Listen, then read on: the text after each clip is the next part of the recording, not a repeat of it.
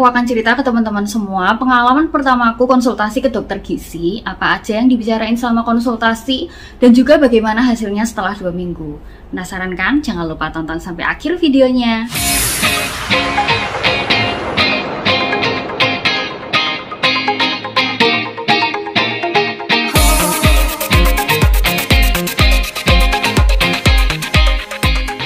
Teman-teman, welcome back to my channel. Akhirnya setelah sekian lama kita ketemu lagi ya di videoku yang sederhana ini, dengan penampilanku yang sederhana, ikatan rambut kayak biasanya, sederhana banget. Dan video ini juga nggak akan jadi video yang panjang-panjang.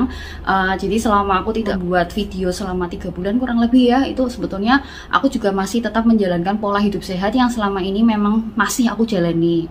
Seperti biasa, atur pola makan, tidur yang cukup, minum yang cukup, jalan 45 menit, dan juga kalau sekarang ini karena aku sudah di fase maintenance ya, aku sudah mulai tambahin olahraga ringan nih, dan aku sudah mulai pergi ke gym. Nah itu sebabnya aku jarang bikin video karena memang rada malas banget untuk edit video.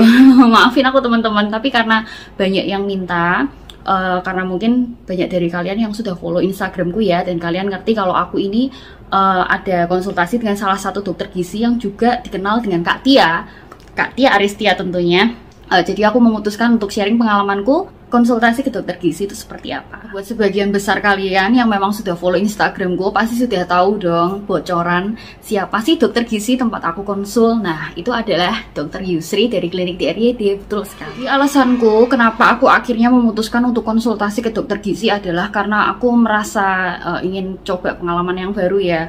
Sebetulnya aku tidak ada masalah dengan mengatur pola makan sendiri, hanya kalau misalkan kalian, terutama teman-teman yang punya kesempatan atau misalkan rezeki yang berlebih dan bisa pergi ke dokter gizi, tentu lebih bagus dong. Dan aku ingin coba pengalaman baru aja sih. Dan kenapa aku memutuskan untuk akhirnya ke Dokter Yusri ya, Dokter Yusri DRYD dari klinik DRYD ini. Akhirnya aku memutuskan ke beliau karena aku tahu kalau Dokter Yusri itu yang selama ini juga ngikutin perkembangan dietnya Kak Tia. Nah, waktu ketika konsul di klinik DRYD dengan Dokter Yusri ini, aku ditawari 2 macam konsultasi ya. Yang pertama adalah fast track, di mana fast track itu kamu akan konsultasi setiap 2 minggu secara online ataupun offline bersama dokter, atau kamu memilih jalur yang reguler seperti aku, jalur di mana kalian harus menunggu antrian sampai akhirnya kalian dapat antrian. Nah, di hari itu kalian baru bisa konsultasi dengan dokter. Nah, aku tidak ada masalah mau yang fast track atau tidak, dan kebetulan aku memilih yang reguler. Jadi waktu itu ketika aku sudah bayar biaya konsultasinya, aku dijadwalkan tanggal sekian, jadi aku menunggu selama kira-kira beberapa hari baru akhirnya aku bisa konsultasi dengan dokter. Karena aku di Semarang dan lokasi klinik DRYD itu ada di Jogja, tentu saja akan lebih efisien kalau kita sementara ini meetingnya lewat Zoom. Nah, jadi aku konsultasi lewat Zoom meeting sama Dokter Yusri, dan di situ kita banyak sekali ngobrol. Beliau minta aku untuk bacain lingkar-lingkarku seperti lingkar perut, paha, lengan. Nah, seperti itu juga menginfokan ke dokter berat kita berapa. Kalau aku hari dimana konsul dengan dokter itu kebetulan beratku itu pas mencapai di puncak batas yang selama ini aku tetapkan. Jadi setelah turun 26 kilo ya, dari 82,5, dan aku berhasil turun 26 kilo di angka 56, aku membuat batasan maksimal atasku. Jadi ketika aku sudah mencapai berat 56, aku membuat batas atas yaitu 58 kilo. Jadi ketika aku sudah mencapai berat 58,9 kilo, itu artinya aku harus kembali ke pola hidup yang benar, mulai membuat berat badanku ini kembali lagi ke berat badan yang sudah pernah aku capai di angka 56. Nah, kebetulan waktu aku konsultasi hari H di mana aku konsul dengan Dokter Yusri, berat badanku itu 58,9, dan dokter mengatakan tidak ada masalah dengan itu karena itu masih angka yang normal untuk sebuah kenaikan berat badan. Di situ Dokter Yusri baik banget sih, dia ngarahin aku kayak membuat aku ini semakin mantap kalau aku tidak boleh fokus ke penurunan berat badan terus-terusan karena aku ini kan sudah mencapai BB ideal ya. Nah, jadi kita berdua sepakat kalau konsultasi ini difokuskan untuk mengurangi lemak dalam tubuh dan meningkatkan massa otot. Jadi lebih ke shaping gitu teman-teman. Jadi kita sekarang bukan fokusnya targetnya yang 2 minggu harus turun sekian kilo, tidak seperti itu. Dan dokter bilang untuk kasusku yang seperti ini yang sudah turun 26 kilo, ditargetkan selama 2 minggu itu akan terjadi penurunan 1 kilo maksimal 1,5 kilo, which is itu bukan hal yang cukup memberatkan buat aku. Jadi aku ngejalaninnya juga relax dan oke-oke aja dengan tantangan dokter. Oke, kita langsung masuk ke jam makannya ya. Nah, waktu itu dokter tanya ke aku, kamu biasa bangun tidur jam berapa? Lalu aku jawab di antara jam sekian, sekian, sekian. Jadi dokter memutuskan aku sarapannya di setengah 8 pagi paling lambat. Dan itu harus on time ya. Nah, setelah itu dokter kembali tanya ke aku, jadi keputusan makan jam berapa itu adalah keputusanku. Maksudnya dalam hal ini dokter kayak tanya ke aku pengennya makan jam berapa. Nah, mungkin buat teman-teman yang masih belum punya gambaran makan jam berapa, kira-kira di jeda setiap jam makan itu per 3 jam. Nah, ini aku kasih tahu ya catatan yang sudah meal plan yang sudah dokter buat untuk aku, dan jam makanku nih seperti ini. Oke, jadi dimulai dari jam 7.30 sebagai sarapan, itu menunya 1 roti gandum dan juga selai Tropicana Slim, pokoknya yang low kalori gitu.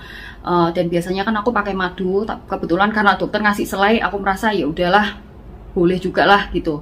Terus lanjut jam 10 snack paginya 65 gram pir hijau. Nah, dokter memilihkan pir hijau karena aku sudah ngomong ke dokter kalau aku ini punya gangguan mah. Jadi kalau misalkan aku makan terlambat sedikit atau makan misalkan kebanyakan atau makanannya tuh nggak cocok sama lambungku, biasanya sih akan perih gitu atau kadang-kadang asam lambungnya naik. Nah, kenapa dokter waktu itu menyarankan pir hijau? Karena menurut dokter kalau pir hijau ini bagus banget untuk mengurangi gejala asam lambung ataupun mah, ya seperti itu kira-kira. Lalu lanjut lagi, makan siangku di jam 12.30, 4 sendok makan nasi, 1 sendoknya itu sekitar 18-19 graman ya. Lalu proteinnya ayam atau ikan 75 gram dan juga sayur hijau. Lanjut lagi jam 15, itu waktunya snack sore, masih tetap pakai buah pir hijau juga. Makan malam jam 18 sama dengan makan siang, sama persis, tapi boleh ganti menu ya, asal takarannya masih sama. Lalu yang jam 20.30 itu adalah makan terakhirku, 1 buah putih telur. Sebetulnya makan di jam 20.30 itu tidak wajib, itu sifatnya hanya adds on aja. Maksudnya kalau aku merasa lapar di jam itu aku boleh makan, tapi kalau aku tidak lapar tidak usah makan, tidak apa-apa. Tapi dalam hal ini karena aku dapat jadwal makan, lebih baik aku ambil aja deh, daripada nanti waktu aku tidurnya telat malah mahku kambuh, asam lambungku naik, malah bikin aku nggak nyaman. Jadi aku ambil keputusan kalau aku makannya 6 kali aja, dan terakhir makanku jam 20.30 gitu teman-teman. Nah, setelah itu ada catatan penting yang dokter kasih ke aku, yaitu makananku benar-benar tidak boleh mengandung gula sama sekali, gula pasir, gula merah ataupun gula-gula buatan seperti itu, bahkan gula diet pun tidak boleh. Karena kata dokter di berat badanku yang sudah mendekati maksudnya sudah sangat ideal ya, maksudnya ya sudah sangat ideal ini, penurunan tentu akan semakin lambat. Jadi cheating sedikit ataupun kita makannya nggak teliti sedikit, itu akan mengurangi kemaksimalan dalam penurunan berat badan yang dokter harapkan dari aku. Jadi aku menghargai keputusan dokter. Selama 2 minggu itu benar-benar meal planku tanpa gula atau gula diet sama sekali. Nah, setelah konsultasi hari itu, setelah aku dapat meal plan di hari yang sama, aku langsung menjalankan pola hidup sehat dengan meal plan yang sudah dokter buatkan untuk aku. Dan aku tidak kaget sama sekali. Aku sudah terbiasa ya, sangat terbiasa dengan meal plan yang seperti itu, dan juga makan 6 kali sehari dalam porsi yang kecil. Jadi aku menjalani hari-hariku seperti biasa saja, dan dokter menyarankan aku untuk tidak workout dulu, hanya jalan kaki saja. Jadi aku menjalani hari-hariku ya seperti biasa dengan meal plan yang dari dokter. Aku makannya sering tapi porsi kecil, jalan kakinya masih tetap, minumnya harus 3 liter, dan juga nggak boleh stres, dan yang paling penting tidak boleh begadang. Nah, hasilnya setelah 2 minggu aku bisa turun 1,5 kilo. Hore! Which is itu sudah sesuai dengan target yang dokter buat untuk aku. Satu hal yang ingin aku sampaikan ke teman-teman, nah buat kalian yang belum bisa pergi ke dokter atau dokter gizi yang bisa membantu mengatur nutrisi kalian, jangan berkecil hati nih teman-teman, karena aku juga sudah punya pengalaman turun berat badan 26 kilo, waktu itu juga tanpa bantuan dokter gizi. Yang ingin aku sampaikan di sini adalah disiplin diri dan semangat kita itu adalah yang nomor 1, karena bagaimanapun kita ini adalah yang menjalankan pola hidup sehat kita itu sehari-hari. Jadi menurutku yang jadi tolak ukur kita berhasil atau tidak dalam suatu kehidupan diet itu adalah diri kita sendiri. Sifatnya pergi ke dokter gizi adalah hanya untuk membantu saja menurutku ya, tapi bukan berarti tidak boleh. Akan lebih baik kalian pergi ke dokter gizi kalau memang kalian itu punya kesempatan dan juga rezeki yang berlebih. Jadi gitu ya teman-teman. Sekian dulu cerita pengalamanku pergi konsultasi ke dokter gizi, dan semoga pengalaman ini bisa bermanfaat dan menambah pengetahuan baru buat teman-teman. Dan jangan lupa, kalau setiap yang aku ceritain di sini ini hanyalah murni pengalamanku pribadi. Aku hanya ingin sharing ke kalian. Semua meal plan, jam makan, dan juga aturan-aturan diet bisa kalian sesuaikan dengan kebutuhan dan kondisi kesehatan kalian masing-masing. Makasih banyak ya buat teman-teman yang sudah nonton dan dengerin video ini sampai akhir. Semoga kalian semua selalu dalam keadaan sehat, dalam lindungan Tuhan, dan juga sukses dalam pekerjaan kalian. Terima kasih ya, sampai ketemu lagi. Jangan lupa like, comment, subscribe, dan juga share video ini ke teman-teman kalian. Siapa tahu akan lebih ada banyak lagi orang yang merasa terbantu. Terima kasih ya sekali lagi. Sampai ketemu, bye!